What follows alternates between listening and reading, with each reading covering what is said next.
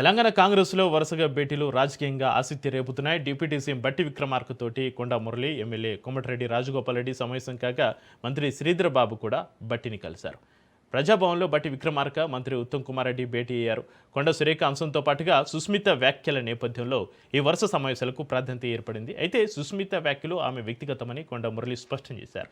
తను ఒక బిల్లు విషయంలో బట్టిని కలిశానని చెప్పగా నియోజకవర్గ అభివృద్ధి నిధుల కోసమే భేటీ అయ్యానని రాజగోపాల్ రెడ్డి తెలిపారు.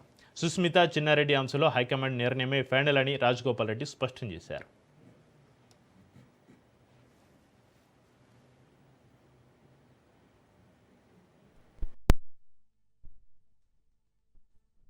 బట్టి గారితో మాట్లాడినా ఆ తర్వాత కొండమురళి గారు ఆయన కలిసి వెళ్ళిపోయారు అనుకుంటా.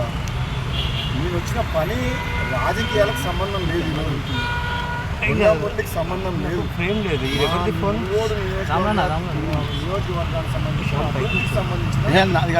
ఆన్ గోయింగ్ వర్క్ సంబంధించిన పెండింగ్ బిల్.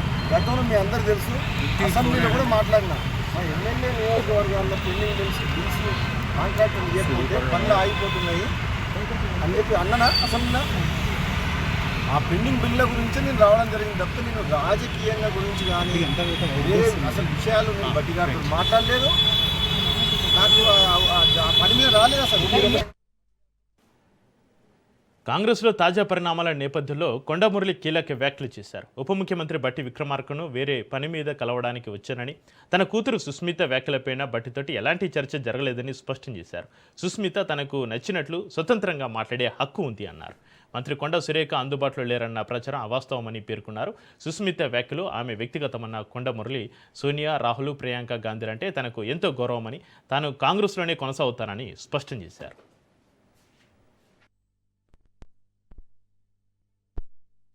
నాకు సంబంధం లేదు, అది నా బిడ్డ ఇష్యూ.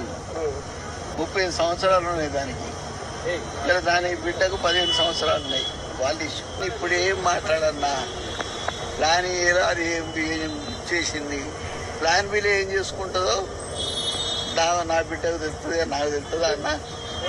ఇప్పుడు కవిత గారు పోయారు, వాళ్ళది వాళ్ళు, మాది మేము, దానికి నాకు సంబంధం లేదు.